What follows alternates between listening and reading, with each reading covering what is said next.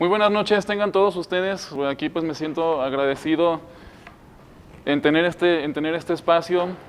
Quiero agradecer primero al padre Daniel Hinan y pues a todos los sacerdotes de la Fraternidad Sacerdotal de San Pedro por por estos espacios que se ofrecen para tener un crecimiento cultural, desarrollo personal, entre otras cosas. Y pues también quiero agradecer a todo pues el apoyo que tenemos aquí, el apoyo técnico de mis compañeros que pues hacen pues todo lo posible para que tengamos pues también este tipo de eventos. Bueno, pues me presento. Ya yo sé que ya varios me conocen, pero de todos modos a los que nos siguen por internet, mi nombre es Luis Octavio Hernández Rea, yo soy historiador, soy docente. Yo me especialicé en lo que es en historia del arte y en historia de México. Y el día de hoy les tengo un tema muy interesante: Hernán Cortés. ¿Héroe o villano? Pero ante dicho personaje es muy común pensar pues, en los mitos y las historias que se nos ha contado a lo largo de los años en la historia oficial, también poniendo pues como buenos y malos, pero en realidad la pregunta debería de ser: ¿realmente existe esta dualidad en la historia de México? La gente tristemente ignora casi siempre lo que es el contexto o el contexto social de la situación en la que se encontraba en ese entonces tanto España, en Europa y México. Hay que recordar que la visión que se tenía y que estaba permitida era la de la expansión territorial. Así como los europeos, todos los europeos tenían la idea de expandir sus dominios, pues también acá las civilizaciones mesoamericanas tenían esa idea de expandir territorio. Entonces, pues como vuelvo a mencionarles aquí que las civilizaciones mesoamericanas pues practicaban la misma ideología.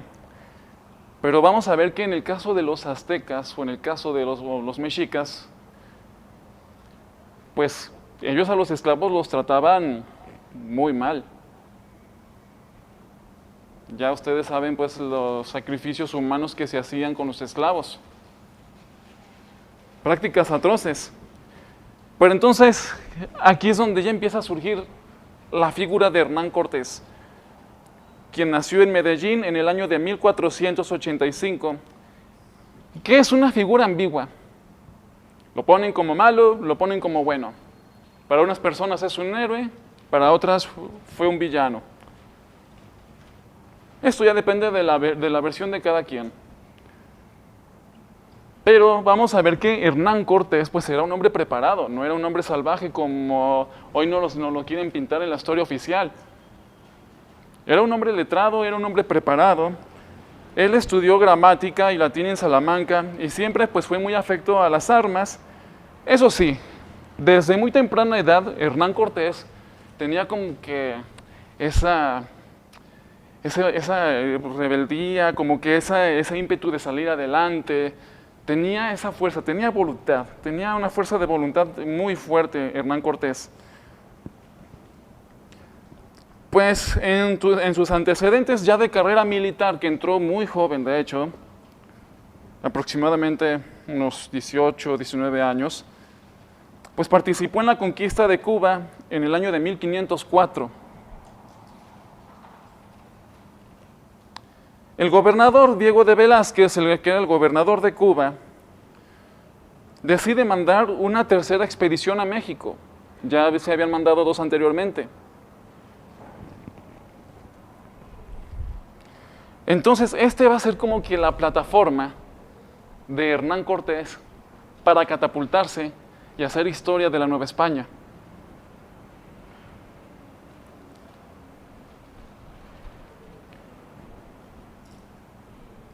El gobernador entonces ya decide hacer esta expedición.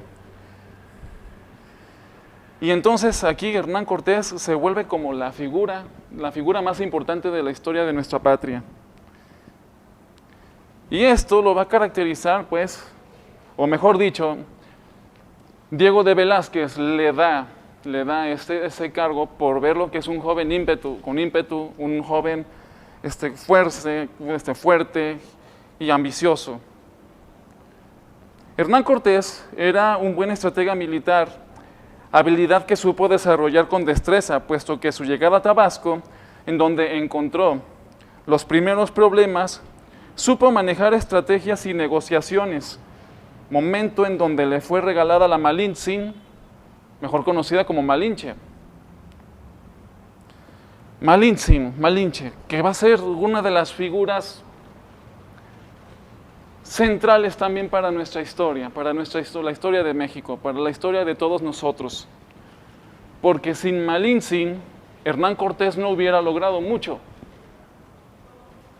Malintzin fue la mediadora, la traductora en todas las civilizaciones y ante los grandes señoríos, así como en un futuro lo va a hacer con Moctezuma.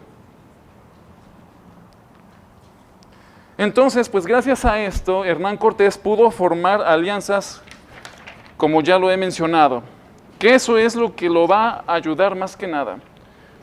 Hernán Cortés en sí venía con muy pocos hombres, pero gracias a esta inteligencia que tenía militar, de estrategias, etcétera, etcétera, pues va a saber ganarse a la gente. Va a saber ganarse y va a saber cómo tratar de unificar un gran ejército formado entre varios indígenas y españoles. En la llegada a Veracruz, yo creo que, como dicen por ahí, los chismes de boca en boca llegan más rápido. Es más, yo creo que hasta la actualidad un chisme de boca en boca llega más rápido que la publicación en Facebook.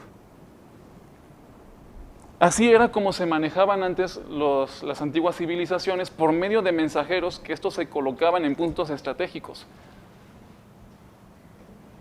Y no me lo van a creer, pero los mensajes llegaban a más tardar un día.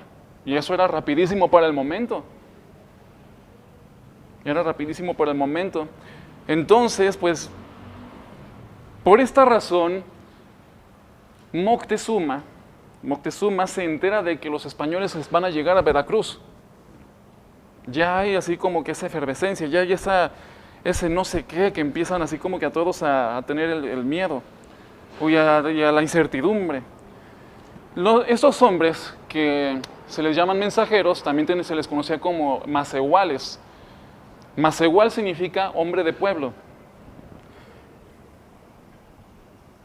Entonces, de esta situación de cómo se enteró Moctezuma, pues es porque un macehual, por autoridad propia, que no fue mandado por nadie, va y llega hasta la Ciudad de México y le menciona a Moctezuma lo que está sucediendo. Al principio no le creyeron, decían, no, pues, o sea, tú estás mal.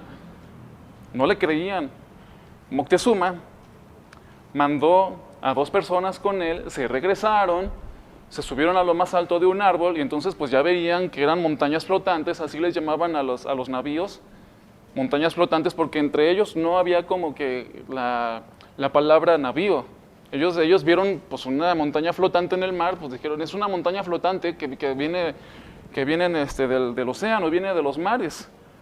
Entonces ya cuando estos emisarios de Cortés, que acompañan a este macehual, ven que todo es verídico, van y se regresan, y entonces pues entre esos ires y venires, ya Moctezuma estaba preparando un plan para darles una bienvenida, pero a la vez la corrida. Entonces, pues estas personas ya cuando regresan a la Ciudad de México, pues ahora sí ya Moctezuma envía embajadores a las costas de Veracruz. Y es aquí donde empieza la admiración de ambas culturas.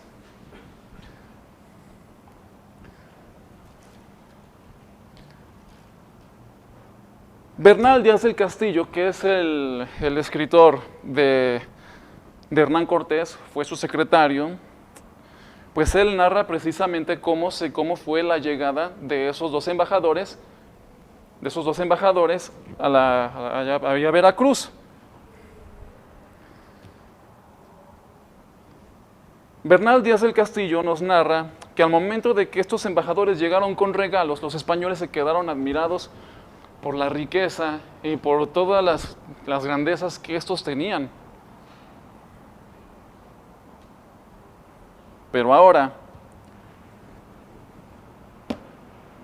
Miguel de León Portilla, indigenista, investigador, él colecciona varios testimonios indígenas y entonces aquí vamos a encontrar ahora la narrativa de los dos personajes que fueron a ver a Hernán Cortés.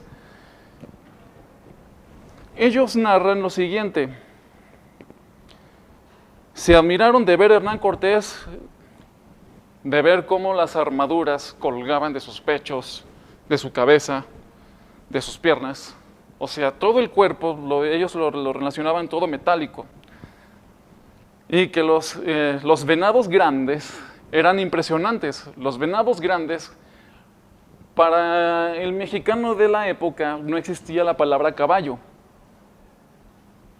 Ellos decían venados grandes en los cuales estos podrían alzarse y recorrer caminos. Vuelvo a repetir, o sea, qué curioso, ¿no? Venados enormes. Lo que hace Cortés, y esto viene narrado en ambas versiones, lo que hace Cortés es tratar de impresionar y de causar miedo a la vez. Empiezan a disparar cañones a todos lados. Ven como le disparan a una montaña y esta se resquebraja parte de ella. Disparan a los árboles y estos se hacen completamente astillas. Todo esto que vieron estos personajes, regresan y se lo cuentan a Moctezuma. Pero Moctezuma, conociendo muy bien todas las situaciones de sus creencias, de sus rituales, él tenía miedo. Sí, Moctezuma tenía miedo porque él sabía que se llegaba el fin del mundo conocido. El regreso de Quetzalcóatl, él lo relacionaba de esa manera. Todos lo relacionaron de esa manera, mejor dicho. Entonces, en ese regreso de Quetzalcóatl, se sabía que se iba a acabar el mundo conocido para ellos. Entonces, Bernal Díaz del Castillo ahora nos dice que en esa visita, pues los dos embajadores le dijeron a Hernán Cortés: bienvenidos, pero váyanse por donde vinieron.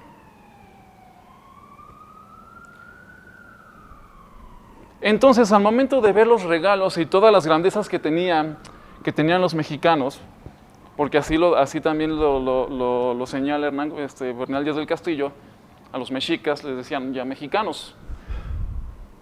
Entonces, al ver todo eso, Hernán Cortés dice: claro que no me voy, yo voy a entrar más. Entonces, ya empieza el camino de Hernán Cortés. Funda lo que es Antigua y diversas ciudades en Veracruz. Una de las cosas que puede llevar a Cortés como un héroe fueron las alianzas, ya que Cortés hacía lo siguiente. Al ver todas esas situaciones en las que vivían todos los pueblos que estaban sometidos por los mexicas, prácticamente los salvó de esa opresión. Pero hay algo muy importante. Deja la semilla de la religión. Porque al ver estos el poderío de los españoles, le pedían protección. Y Cortés les decía: te doy protección a cambio de que tú te vuelvas cristiano. La historia oficial nos dice que la cristianización de los mesoamericanos fue muy complicada. Yo digo que fue complicada, pero a la vez también fue fácil, porque en algunas tribus la conversión fue ipso facto, casi casi. ¿Por qué? Porque al momento de que se explicaba del santo sacrificio, las personas luego lo relacionaron, y alguien ya se sacrificó por mí, entonces yo ya no voy a ser sacrificado. Por eso también hubo conversiones. Yo ya no voy a ser sacrificado como acá con los enemigos. Fue un proceso ambiguo, por así decirlo. No fue ni tampoco muy lento, pero tampoco fue así tampoco demasiado fácil, ¿no? Pero sí, me cabe de señalar que en algunas civilizaciones, repito, fue la conversión ipso facto. Entonces, bueno, esto era lo que hacía Hernán Cortés, y es lo que, repito yo, que mucha gente lo puede tomar como héroe, porque salvó no solamente de las garras de la tiranía de los mexicas, sino que también nos salvó de la tiranía de la idolatría. Y les dio la promesa de la vida eterna con nuestro Señor Jesucristo. Como en todos lados hay problemas, ya empieza pues a acrecentarse ahora sí este gran ejército de Hernán Cortés con todos los aliados. Para evitar esos problemas y la división de las tropas, lo que hace es que con sus hombres más fieles crea un cabildo. Pero al momento de que Hernán Cortés crea un cabildo, se independiza de Diego Velázquez. Es como firmar la renuncia al momento de que Hernán Cortés crea un cabildo. Y así, pues se deslinda de todo lo que venga de dicho gobernador. Con los tlaxcaltecas, ya cuando llegan a lo que es a Tlaxcala, los tlaxcaltecas eran un pueblo completamente independiente del mexica, que incluso los mexicas le tenían miedo a los tlaxcaltecas porque eran hombres fuertes, hombres guerreros. Que de hecho, Bernal Díaz del Castillo nos menciona que Cortés dice que los mexicanos a veces ya con la sola presencia de uno solo puede ocasionar la retirada de una tropa por la valentía. Repito, con los tlaxcaltecas, que era un pueblo completamente independiente del mexica y que estaban en constante guerra, las tropas de Cortés y aliados enfrentaron a los tlaxcaltecas. Pero después de ese enfrentamiento en los cuales los tlaxcaltecas se vieron derrotados, pues ahora sí deciden, ¿sabes qué? Pues mejor nos unimos. Como dice el dicho, si tu enemigo es mi enemigo, seamos amigos. Entonces los tlaxcaltecas también le empiezan a dar ideas a Cortés de cómo entrar, de cómo hacer estrategias militares. Estos le piden que entre por Cholula. Y así lo hace Hernán Cortés. Ahí va, imagínense ya Hernán Cortés y a toda su gente pasando en medio de los dos volcanes, en medio del Popocatépetl y del Iztaccíhuatl.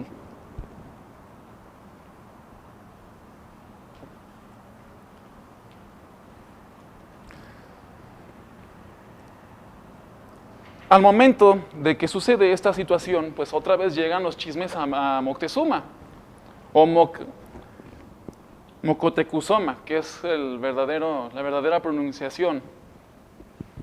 Moctezuma.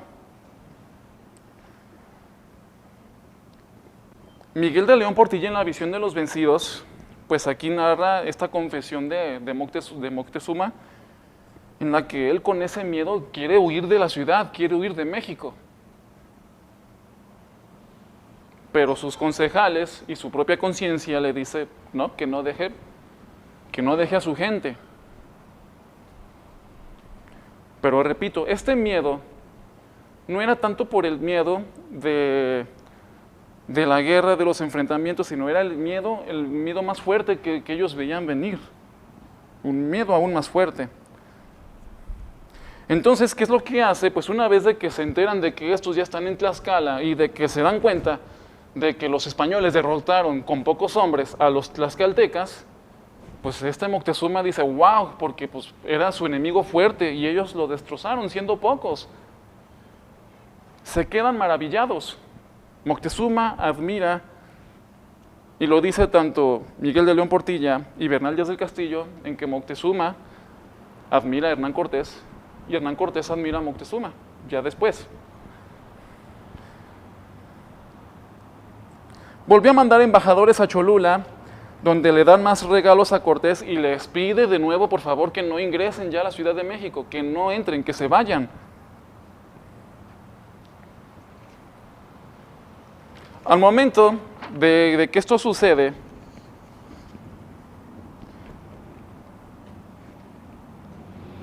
los embajadores, ya mencionado pues el trabajo de la historia verdadera de la conquista de la Nueva España, los embajadores le dicen a Cortés que primero los tenían por dioses y que ahora los tienen por grandes guerreros y que los admiran.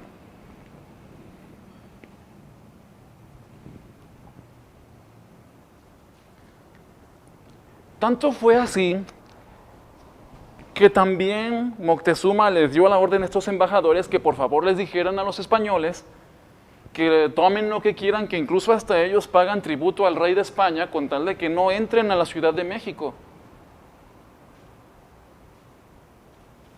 Pero la ambición y podríamos llamarlo la terquedad de Cortés, pues él decía, no, vamos a seguir. Claro, no se los dijo a los embajadores, eso ya después se los dijo a su gente. Los embajadores se regresaron y bueno, pues Hernán Cortés, sorpresa, llega a Tenochtitlán.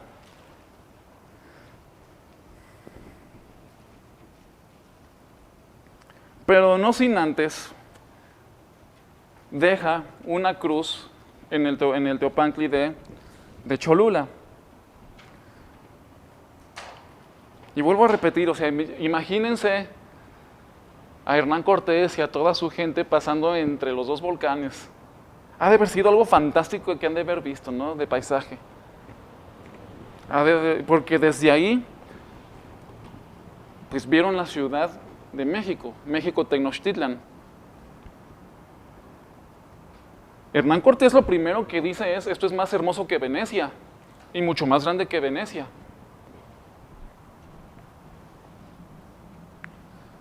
Pero, ¿qué sucedía dentro de la ciudad de Tenochtitlán? O Tenochtitlan. Pues empieza a haber como una división,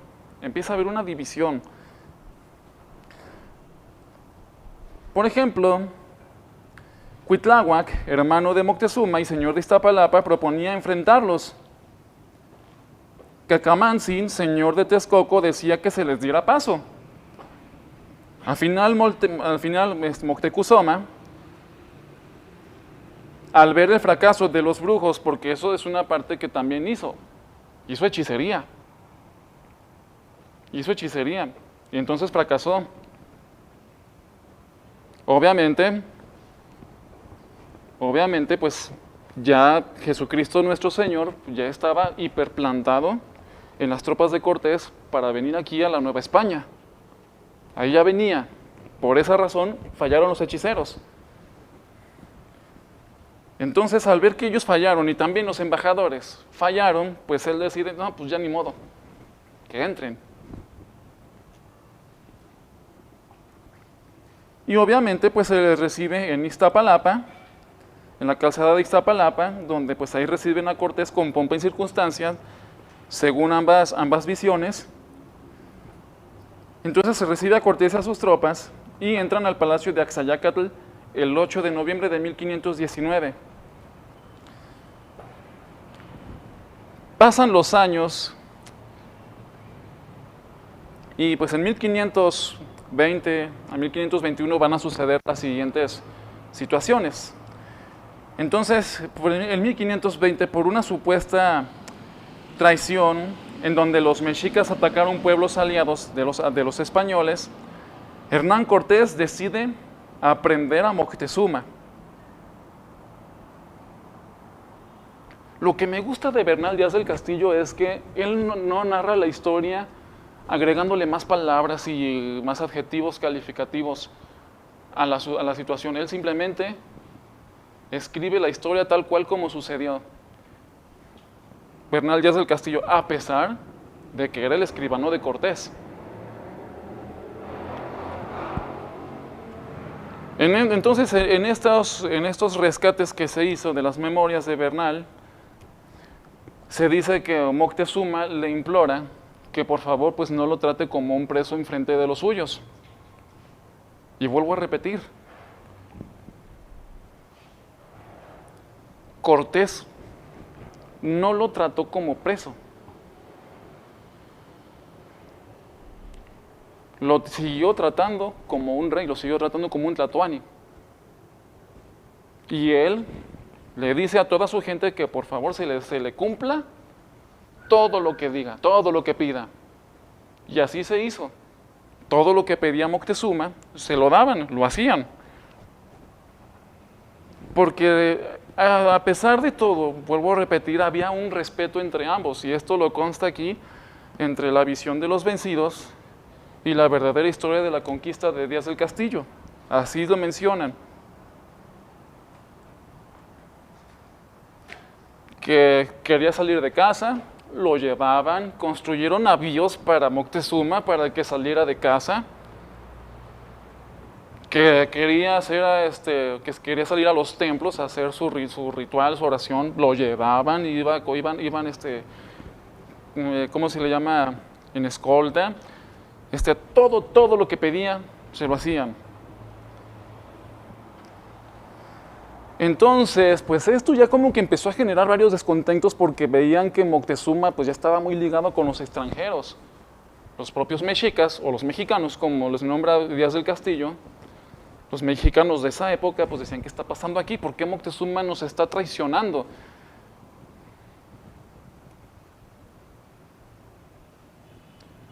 Entre todos esos entre los dimes y diretes, pues los mexicas ya nombran a un nuevo señor, a Cuitláhuac.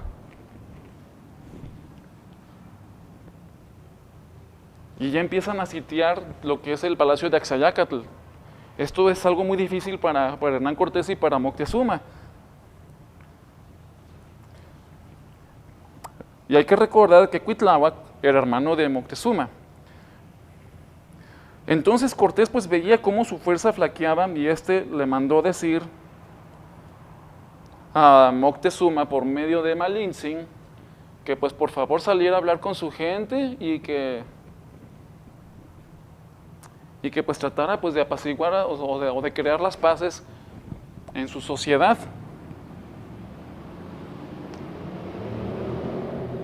Una decisión buena o mala, pero bueno, en un principio Moctezuma no quería. No, pues es que ya me hicieron traición, ya nombraron a otro señor, ya nombraron a mi hermano.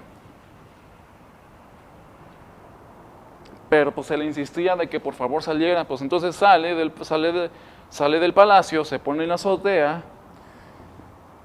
Y lo que se narra es que pues Moctezuma lanza palabras amorosas a toda su gente, esto pues con el fin de calmarlos, y dicen que por favor que abandonen la ciudad y que se situarían en otra ciudad, no sé, cercana o con un punto estratégico.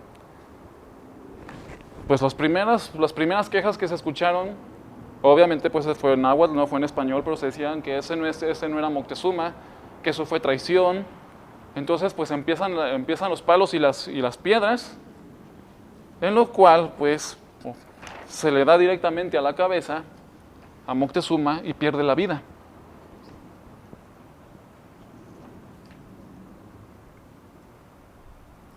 Y no solamente Moctezuma pierde la vida, sino también mucha gente de Cortés ahí perecieron. Cortés lloró la muerte de Moctezuma. Y esto sucede en la noche triste, en el árbol. Creo que es un ahuehuete. Que tristemente ya le cambiaron el del árbol de la noche triste a la noche de la victoria. Le acaban de cambiar nuestra querida jefa de gobierno, Claudia Sheinbaum. Le le cambiaron el nombre. ¿Por qué no dejar las cosas como son? O sea, es parte de la historia, es parte de nuestra historia, pues tenemos que aceptarlo. Pero es porque lloró, o sea, ahí lloró más que nada la pérdida de Moctezuma. La historia oficial nos dice que Hernán Cortés pues siempre estuvo en contra de Moctezuma y de toda su gente, como que si fuera un sanguinario, etcétera, etcétera. Entonces ahorita estamos viendo ambas partes. Sí, claro, era ambicioso, pero era muy humano Hernán Cortés.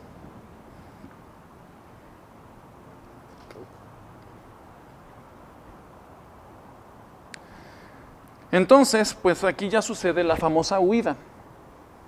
Como que dice, me voy, pero volveré. Y lo hizo, lo cumplió. Después de la huida y de crear una mejor estrategia, y una vez ya que se recuperó tanto de ánimos y de personas, regresa a conquistar esa rebelde Tenochtitlan. Así es, así regresó. Aquí suceden otras cosas, porque dentro de esta estrategia surgieron cosas que no estaban dentro de ella. La viruela y las distintas enfermedades que con ella que llegaron, que los mexicas y que todos los indígenas pues no conocían.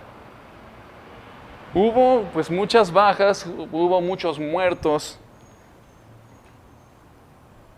Entonces pues fue así como que el momento de entramos. Ya la ciudad de Tenochtitlan, creo que otra vez entran por lo que es la calle por la calzada de Iztapalapa, y empiezan a cerrar pues todas las corrientes de agua. Y ustedes saben que cuando hay una cierre de corrientes de agua ya no hay alimento, hay escasez, etcétera, etcétera. Entonces pues así empieza a perecer la ciudad. Ahora imagínense, o sea, súmenle más aparte los muertos que estaban todos apilados. O sea, imagínense nada más cómo ha de haber olido la ciudad, que siendo una de las más limpias, ahora era una de las más apestosas. Todo eso, pues bajaron los ánimos, y Cuitláhuac, el hermano de Moctezuma, pues también pierde la vida en esa epidemia. Y de ahí viene otro nombre muy famoso, que es Cuauhtémoc.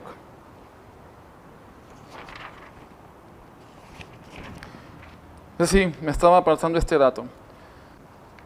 Y así la ciudad cae a manos de ellos el 13 de agosto de 1521. Pero ustedes saben que en este tipo de juegos siempre los jugadores son de a dos. El poder de Cortés empezó a ser cuestionado por Diego Velázquez.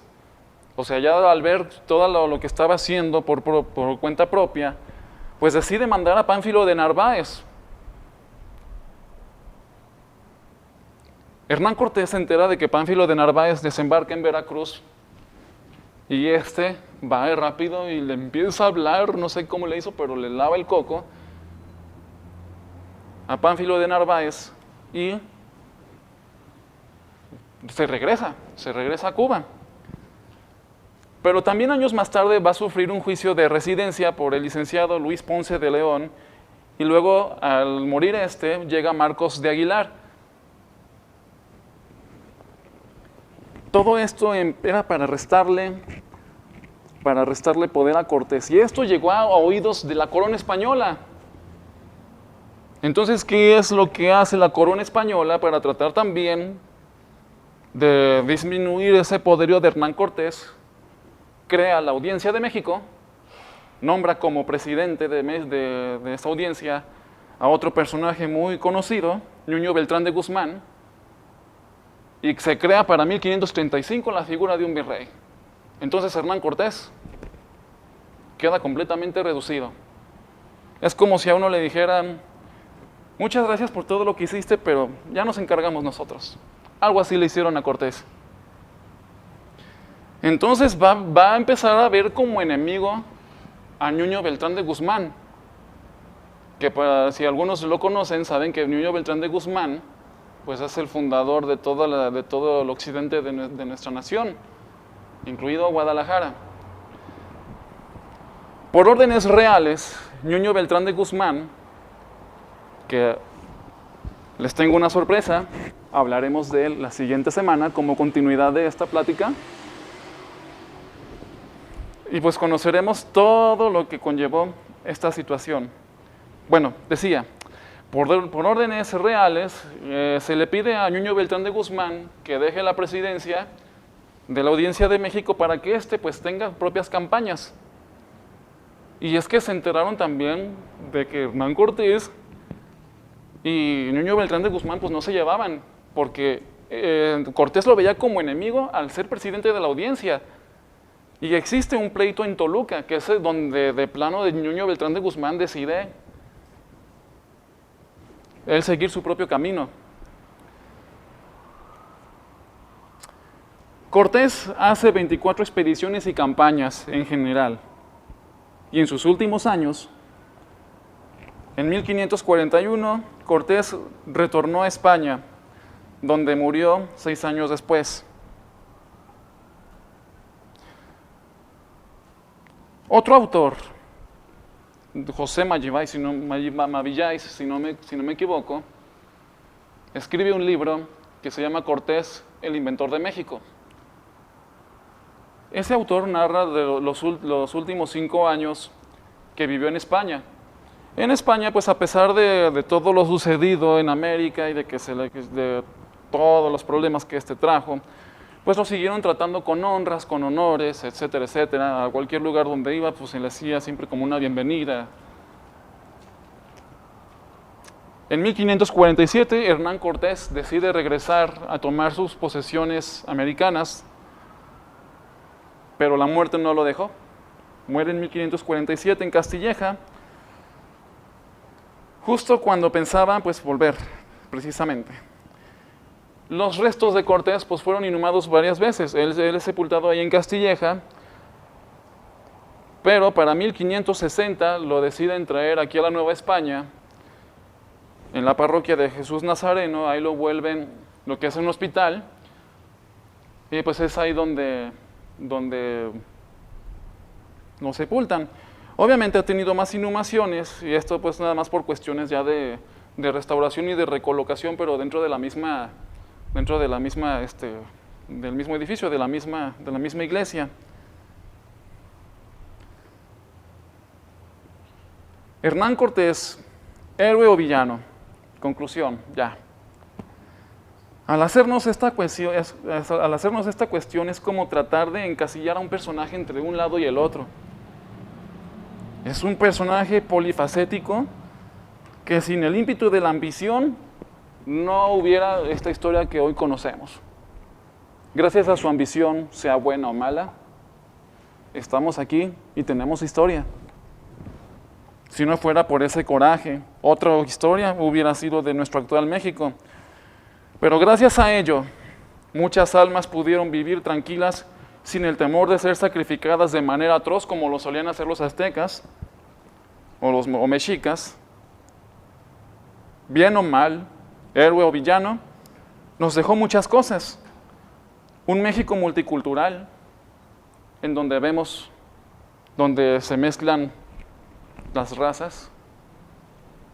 No es por ser racista, pero voy a hacer negros con indígenas, negros con blancos, mestizos, castizos, salta para atrás, chinos, etcétera, etcétera. Surge este México multicultural. Nos hereda un idioma muy bello, que es el español, y es el segundo más hablado en todo el mundo. Pero más que nada, nos dejó la herencia más grande de todo el mundo. Nos dejó la religión. Muchas gracias.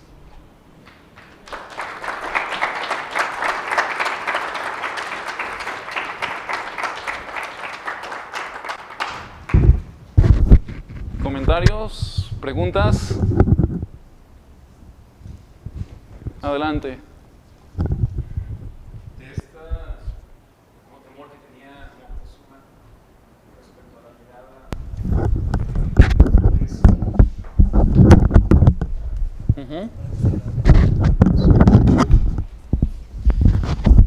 respecto al temor que tenía Moctezuma con la llegada de Cortés, ¿qué ¿Qué antecedentes tenían ellos en su cosmovisión, en su religión, que le hacía pensar que ya era el fin de los tiempos, o sea, con esta llegada de los españoles?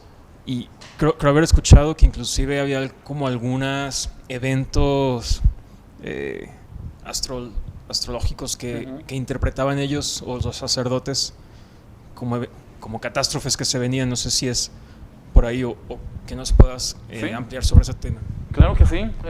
Bueno, respondiendo a la primera parte de tu pregunta, hay que recordar que todas las civilizaciones mesoamericanas vienen de un solo lugar, que parten de Aztlán. De ahí empiezan a surgir las diversas creencias, y entre una de ellas Quetzalcóatl, en los cuales se dice que se había presentado como incluso hasta lo mencionan, una serpiente emplumada. Otros dicen que era como un hombre alto, barbado, corpulento. Hay muchas creencias en torno a Quetzalcóatl. Entonces se habla de una segunda llegada de Quetzalcóatl, que es en la cual va a decir que se va a terminar de un fin. Y es por esa razón que entonces esta mitología que va pasando de generación en generación y de forma oral, pues también llegó a Moctezuma. Y Moctezuma, obviamente, al ser tlatoani, debía de conocer todo el ritual de su creencia, debía de conocer toda la política y debía de conocer lo que viene siendo se me fue el nombre.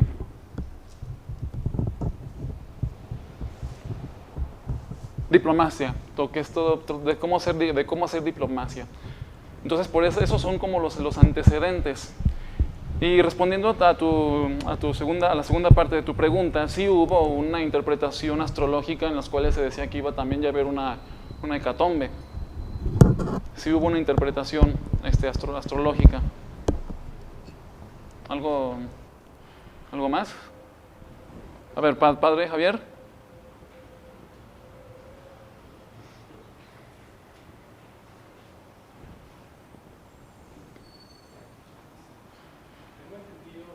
Gracias por la clase, es muy interesante.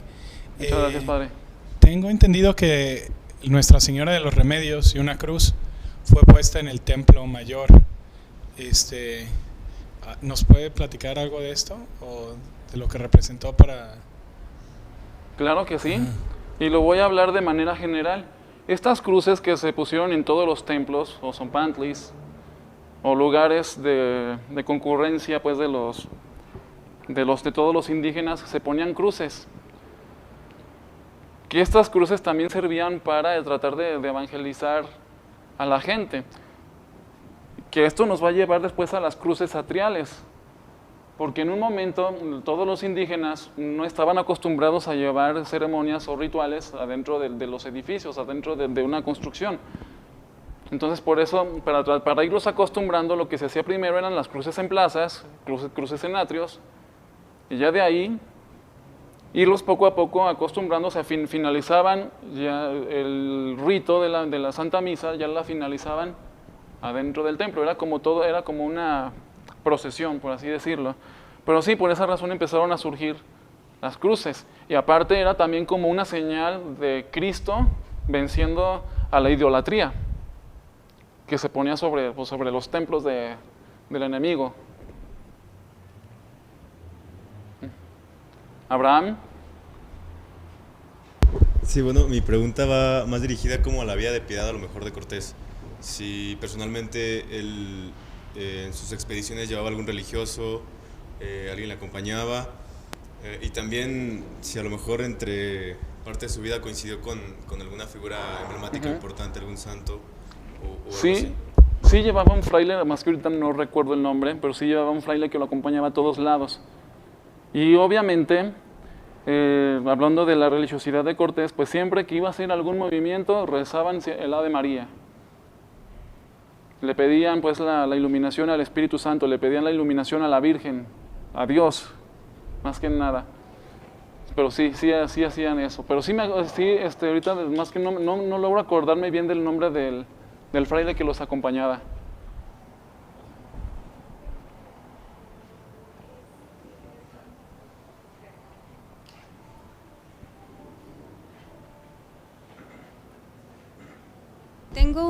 una idea muy vaga de que Santo Santiago es el que llegó aquí a la evangelización. ¿Llegó con Hernán Cortés? El Santo Santiago, que le llamaban el Santiago Matamoros, porque esto ya había surgido desde España. Y hay leyendas, claro que sí, pero Bernal Díaz del Castillo no lo escribió.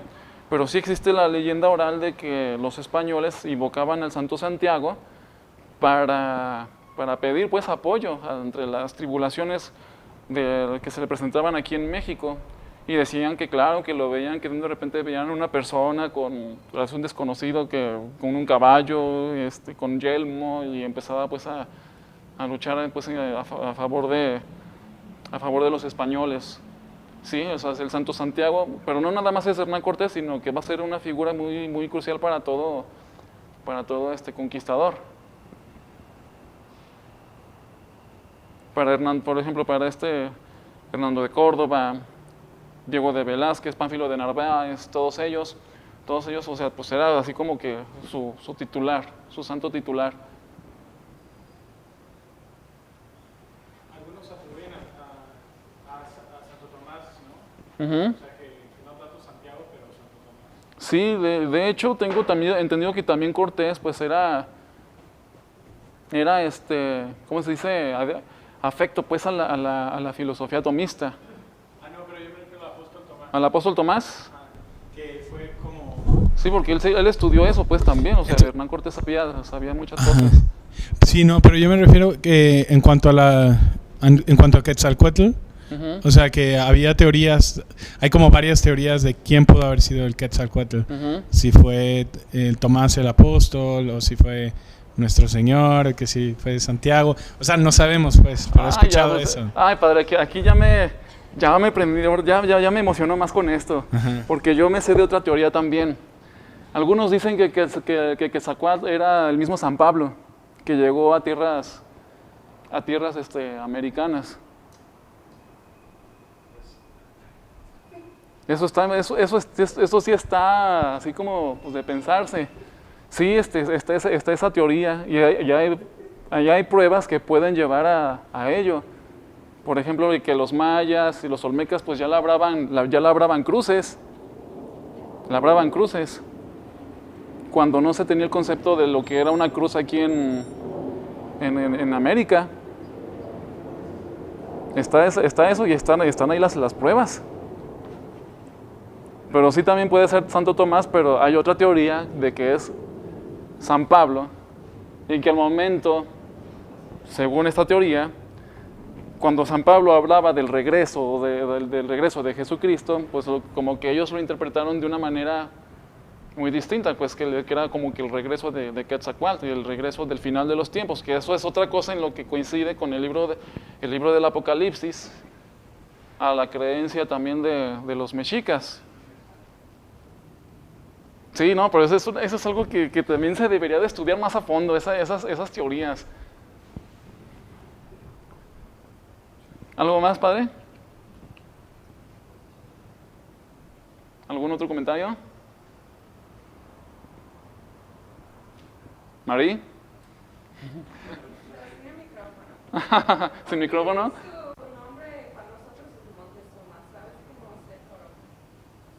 Va. Cuando llegan los españoles, pues lo primero que hace Bernal Díaz del Castillo es escribir el nombre Montezuma. Así lo dice, así lo pone. Montezuma. Pero después ya en el español ya se va modificando y pues le cambian Moctezuma a ¿cómo se puede decir? A una pronunciación más cercana, pero la verdadera pronunciación es Motecuzoma. Motecuzoma. Es el verdadero, ¿cómo se dice? El verdadero nombre, la verdadera pronunciación. Pero pues los españoles lo escribían como le entendían, Montezuma. El gran Montezuma, que de hecho, vuelvo a repetir, Bernal Díaz del Castillo le escribe con respeto sobre Moctezuma. ustedes van a ver en el texto, en todos los textos, el gran Moctezuma. Perdón, el gran Montezuma. Así, y de grande no lo baja. De grande no lo baja. Estamos hablando de un español. Entonces, por esa razón está así como que esa, no recuerdo ahorita el nombre, pero esta evolución fonética y escrita pues del nombre de Moctezuma, Motecuzoma, que es el real.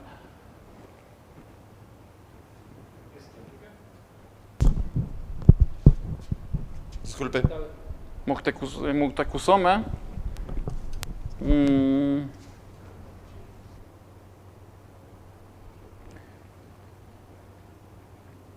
Significa como señorío, señor grande. Pero ahorita no lo tengo bien ahorita no lo tengo bien definido, pero eso es más o menos lo que es el sentido de Motecuzoma. Hace referencia pues a lo fuerte, a la fuerza. O sea, ¿alguna otra pregunta? A ver, Pater. Sí, ¿las indiscreciones extramaritales de Hernán Cortés son ciertas o falsas? Claro. Claro que sí. No. Sí, bueno, pues ya que tocó el tema, padre, bueno, pues voy a echar este chismecillo pues de la historia. Pues sí, obviamente, pues Malinche como regalo de Cortés, pues es donde tuvieron también algunos hijos, tuvieron sus que veres. Cuenta la historia no oficial de que al momento de que se entera Cortés de que va a venir su esposa desde España, lo que hace es repasarle la Malinche a su hermano. Así, ahí te va la culpa, la culpa es tuya, ahí te va la bolita. Claro que sí hubo extramaritales, Pater. De hecho, tuvo dos hijos Martín. Ajá. Uno con la Malinche y otro con la Legítima. Así es. Y tuvo otro hijo, creo que también fuera del matrimonio en Cuba, ¿no? Sí, tuvo otro, sí, tuvo varios. Yo creo que no terminaríamos de contarlos. ¿Alguna otra pregunta o comentario?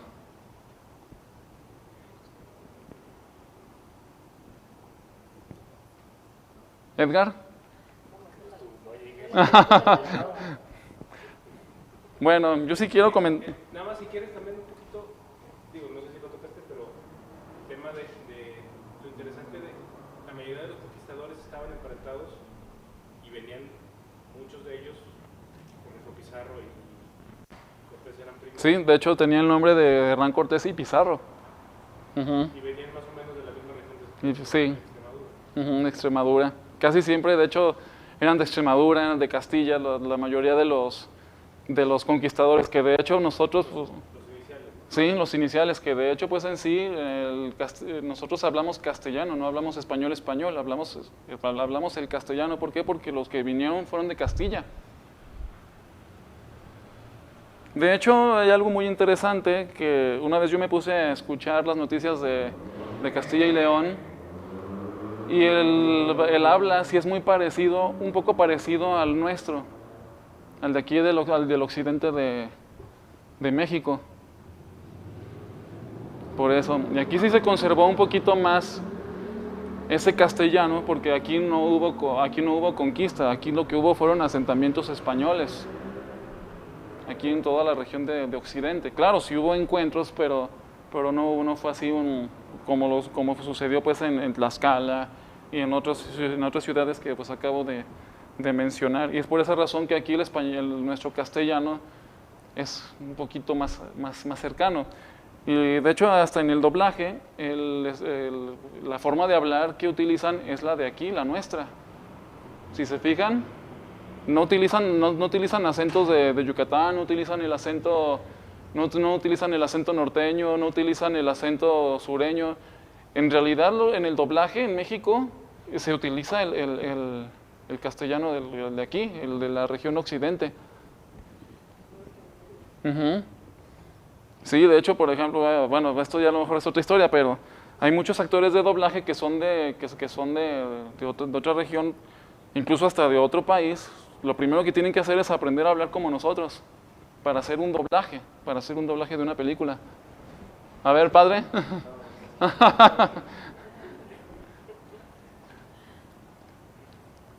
Bueno, ¿algún otro comentario?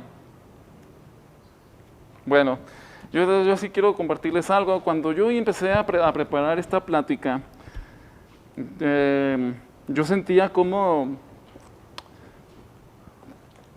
estas personas me estaban hablando. Está este libro, Bernal Díaz del Castillo, La historia de la conquista, historia directa, porque aquí el que lo escribió fue el secretario de Hernán Cortés. Y luego está este otro. Si ustedes tienen este libro, no tiene que faltar este otro, La visión de los vencidos, de Miguel de León Portilla. Uno piensa que son así como que la contraparte. No, es más bien como son el complemento. Por ejemplo, aquí el complemento que podría hacer es narra la historia de antes de los mexicas, y aquí se narra la historia de antes de los españoles. O sea, se conocen pues ambas historias previas. Lo que no viene viene en este. Y claro, ya después hay un punto crucial en donde ya ambas historias paralelas se vuelven una sola, que es ya cuando la conquista. Aquí, por ejemplo, narran nosotros venimos y vencimos, y acá van a decir, acá los españoles llegaron y nos vencieron, etcétera, etcétera, ¿sí? Pero si no fuera por la neutralidad de este Bernal Díaz del Castillo, de ser crítico pues en la historia al momento de escribir, creo que hubiera sido complicado tratar de unir los dos testimonios. Sí, que aunque vemos de la misma situación, aquí vemos de un lado y vemos del otro, pero al final de cuentas, o sea, ambos no narran ni más ni menos, sino simplemente narran lo que sucedió. Bernal Díaz del Castillo, pues aquí son sus memorias, era como su diario, y aquí, en La visión de los vencidos, Miguel de León Portilla, pues él, que incluso creo que acaba de fallecer hace poco, él lo que hizo pues fue juntar todos esos testimonios de los indígenas y los convirtió en un solo libro. Lo peculiar aquí es que cuando yo estaba desarrollando ya el texto, veía primero lo que decía Bernal Díaz del Castillo y lo que, según yo, pues ya acá mi imaginación, me lo imaginaba sentado frente a mí como si me estuviera narrando la historia. O sea, me lo imaginaba pues sentado frente a mí y que me estaba contando todo. Y al momento de que quería saber el otro punto o la otra parte, me imaginaba a los indígenas que me estaban contando la historia. Esto fue algo que a mí me agradó muchísimo al momento de preparar la plática. Y pues bueno, creo que ya con este comentario, pues ahora sí cierro. Muchas gracias nuevamente.